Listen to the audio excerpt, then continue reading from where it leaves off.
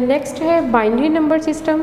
जैसा कि मैंने पहले बताया था कि इसकी जो बेस है वो 2 है और डिजिट्स इसमें 0 और 1 है। अब जैसा कि हम पहले पढ़ चुके हैं कि कंप्यूटर सिर्फ 0 और 1 को समझता है।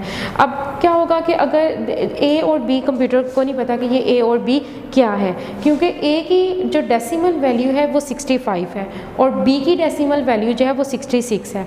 अब डेसिमल वैल्यू जो ए को कन्वर्ट किया जाता है बाइनरी नंबर में, और वो कैसे हम कन्वर्ट करते हैं, जैसे इसका डेसिमल वैल्यू क्या थी 65। अब 65 का हम क्या करेंगे, एलसीएम लेंगे।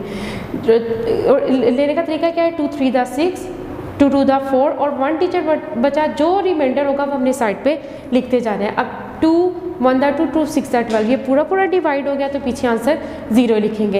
इसी तरह हमने इसको सारा सॉल्व करने के बाद इसको लिखने का तरीका क्या है, सबसे पहले इस तरह और फिर इस तरह हम लिखेंगे तो ये आंसर आ गया। यानी कि ए की जो डेसिमल वैल्यू थी वो 65 थी, जो कि कंप्यूटर अंडरस्टैंड नहीं करता। तो इसको हमने क्या करेगा, कंप्यूटर इसको बाइनरी फॉर्म में कन्वर्ट करेगा। अब वो क्या, इसकी वैल्यू आई 1 0 0 0 0 0 1, तो ये हमारी बाइनरी वैल्यू जो है 65 की बाइनरी वैल्यू ये आ गई। इसी तरह हेक्साडेसिमल, जैसे डेसिमल में क्या था, डेसिमल नंबर सिस्टम में बेस 10 थी, बाइनरी नंबर सिस्टम में बेस 2 थी।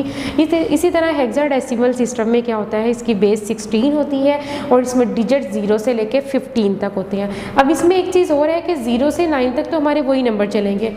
ए वैल्यू को जो इसमें 10 डिजिट्स है वो ए के इक्वल है, 11 डिजिट बी के इक्वल है, 12 जो है वो सी के इक्वल है, 13 डी के इक्वल है, 14 ई के इक्वल है और 15 जो है वो एफ के इक्वल है।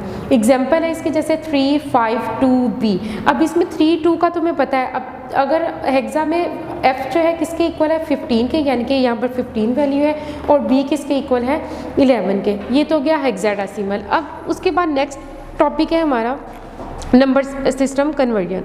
अब इसमें क्या होता है कि हम एक नंबर को दूसरे में कन्वर्ट कर सकते हैं। क्या मतलब कि डेसिमल को बाइनरी में, बाइनरी को डेसिमल में, हेक्सा से बाइनरी, इस तरह।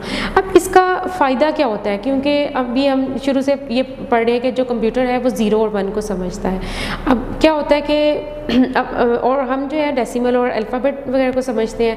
अब क्या होगा कि अगर हमने अपने डाटा को कंप्यूटर के लैंग्वेज में तब्दील करना है तो इनपुट डिवाइसेस क्या करेंगे कि हमारे डाटा को कंप्यूटर की लैंग्वेज में तब्दील करेंगे, और आउटपुट डिवाइसेस क्या करते हैं, जो कंप्यूटर के डाटा होगा उसको हमारी लैंग्वेज में तब्दील करेंगे। इसलिए कन्वर्जन सिस्टम बहुत ज़्यादा अहम होता है।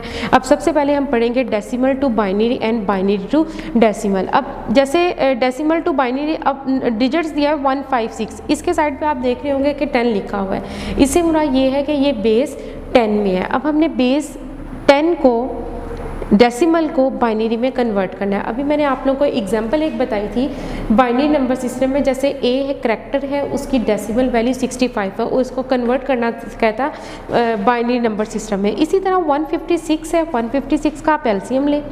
एलसीएम लेने के बाद जो रिमाइंडर बचेंगे उसको आपने ऐसे 1 0 इस तरह लिख के ऊपर लिख के साइड पे 2 लगा देना है। इसका मतलब 10 ये शो कर रहा है कि ये बेस 10 में है, और 2 ये शो कर रहा है कि ये बेस 2 में है। इसके बाद binary to decimal, convert 1 0 0 0 0 1 to decimal.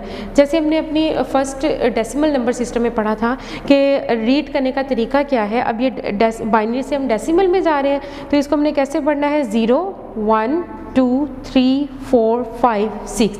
चूँकि अब ये बेस 2 है, 10 की जगह पे यहाँ पे अब 2 आ जाएगा। 1 मल्टीप्लाई बाई 2 की 6। अब 2 की 6 कैसे आया, मैंने अभी बताया कि 0 1 2 3 4 5 6, तो 1 मल्टीप्लाई बाई 2 की 6 प्लस 2 मल्टीप्लाई बाई 0 मल्टीप्लाई 2 की 5, इसी तरह ये सो ऑन चलता जा रहा है 0 तक। अब 2 की 6 हमें पता है कि 64 के इक्वल होगा। इसी तरह 2 की 5 जो भी आएगा इसको 0 के साथ मल्टीप्लाई करेंगे, आंसर 0 ही। एंड पे तमाम वैल्यू को प्लस करके 65 आंसर आया है, तो ये बाइनरी टू डेसिमल हो गया।